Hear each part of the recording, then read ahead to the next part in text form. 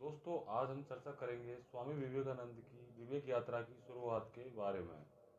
उन्होंने कहा था, उठो जागो तब तक नहीं रुको जब तक मंजिल प्राप्त ना हो जाए। हे शरीर, मन और बुद्धि के स्वामी, जब शरीर के साथ कुछ जुड़ता है तो शरीर महावीर बनता है। जब मन के साथ कुछ जुड़ता है तो अकंप प्रेमन निर्मल मन बनता है। जब बुद्धि के साथ कुछ जुड़ता है तो विवेक जागृत होता है। और इन तीनों के जोड़ से जो मिलता है वह है विवेकानंद। विवेक का आनंद पाने के लिए यह कुछ क्या है जिसे हर चीज़ के साथ जोड़ना है। यही कुछ आपको इस अध्याय में मिलेगा। इसे पूरे अध्याय को अपने स्वयं के साथ जोड़ें ताकि आपको भी विवेकानंद मिले। स्वामी विवेकानंद के साथ यह कुछ कब जुड़ा, आइए इसकी एक झलक देखते हैं। आधी रात का समय था दोस्तों। आसमान में छाए घने काले बादलों को देखकर नरेंद्र को अपने मन में छाया अंधकार नजर आ रहा था, जहाँ पर उसे आशा के सूरज की कोई किरण नजर नहीं आ रही थी। बादल जोरों से गरज रहे थे और बिजली भी चमक रही थी। और नरेंद्र नंगे पांव अपने विचारों में उलझा हुआ अपने घर की ओर बढ़ता जा रहा था।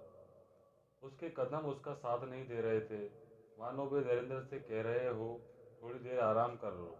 परंतु नरेंद्र को अपने शरीर की सुध न थी, क्योंकि उसका मन कहीं और था।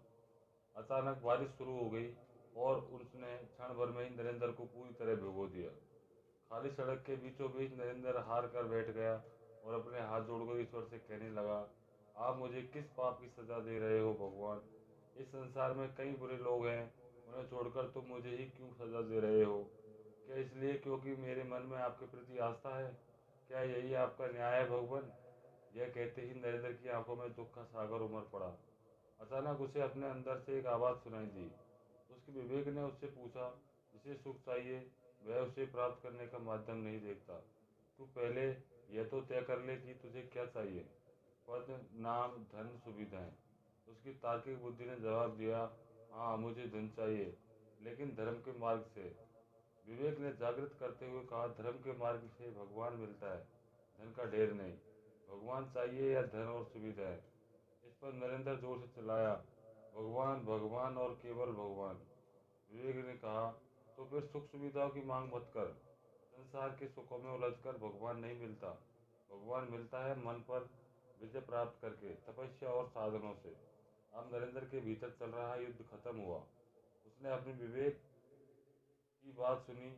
उनके मन पर छाए नकारात्मक विचारों के बादल हट चुके थे और जीवन का अंधकार छटता जा रहा था। आकाश से भी बादल हट चुके थे और एक ऐसा दिव्य अस्तित्व प्रकट हो चुका था, मानो वह प्रकाश का एक ही स्वरूप हो, जिसके मन की सारी उलझनें सुलझती जा रही थी और धीरे धीरे सारी शंकाएं विलीन होती जा रही थी। उसके विवेक के साथ वह कुछ जड़ चुका था, जिसने उसे अपने गुरु की ओर मोड़ा। वह विवेकानंद था। उस दिन सूर्य की पहली किरण ने न केवल बाहरी अंधकार को बल्कि नरेंद्र के मन के अंधकार को भी समाप्त किया। उसका विवेक प्रकाश की नई रोशनी से जगमगाने लगा। अब वह समझ चुका था कि उसे क्या करना है। यह विवेक की कहानी है। जिसका विवेक जाग गया हो, खोजी उसी को कहते हैं। विवेक जागने के बाद ही खोजी सत्य के रास्ते पर अपनी यात्रा शुरू करता है। इसलिए विवेक की कहानी को हर खोजी की कहानी के रूप में देखें। विवेक यानी नरेंद्र दत्त का जन्म आज से 152 साल पहले 12 जनवरी 1863 को हुआ था। और भक्त नरेंद्र का जन्म 127 साल पहले हुआ। जब एक ही इंसान के दो अलग अलग जन्मदिन बताए जाते हैं तो इसका अर्थ है कि एक जन्मदिन शरीर का है और दूसरा जन्मदिन वह है जब उस शरीर की मान्यता समाप्त हुई और उसके अंदर का अनुभव प्रकट हुआ। सीते जी, उस इंसान का दूसरा जन्म हुआ। उसी को सच्चित आनंद कहते हैं। इस अध्याय से आपको समझना है कि आनंद की इस यात्रा में क्या हुआ, किस चीज़ का जन्म हुआ और आसपास क्या क्या घटा। क्योंकि इसमें आपको कुछ ना कुछ ऐसा सीखने के लिए ज़रूर मिलेगा जो आपके अंदर विवेक को जगाएगा। कोलकाता में जन्मे नरेंद्र दत्त की माँ का नाम भुवनेश्वरी और पिता का नाम विश्वनाथ दत्त था। उनके पिता एक संपन्न इंसान थे और पेशे से वकील थे। नरेंद्र के अलावा उनके दो और बेटे भी थे। उनके दादा श्री दुर्गाचरण ने ईश्वर प्राप्ति की अभिलाषा से गृह त्याग कर दिया था। जब नरेंद्र माँ के गर्भ में थे तो तो उनकी माँ उन्हें गर्भ संस्कार देने के लिए शिव की खूब आराधना करती थी, लेकिन उस समय उन्हें अंदाज़ा भी नहीं था कि उनके बच्चे में वास्तव में कौन से संस्कार पड़ रहे हैं। बाद में जब उन्हें पता चला कि उनका बेटा सन्यासी बनने वाला है, तो वे हैरान रह गई, क्योंकि उस समय वे नकारात्मक भावना से देख रही थी। परंतु धीरे धीरे उन्होंने इस बात को स्वीकार कर लिया और अपने पुत्र पर गर्व करने लगी। आज का अध्याय यहीं समाप्त होता है दोस्तों। अगले अध्याय में हम पढ़ेंगे नरेंद्र का साहसी बचपन। तब तक के लिए राम राम, राधे राधे।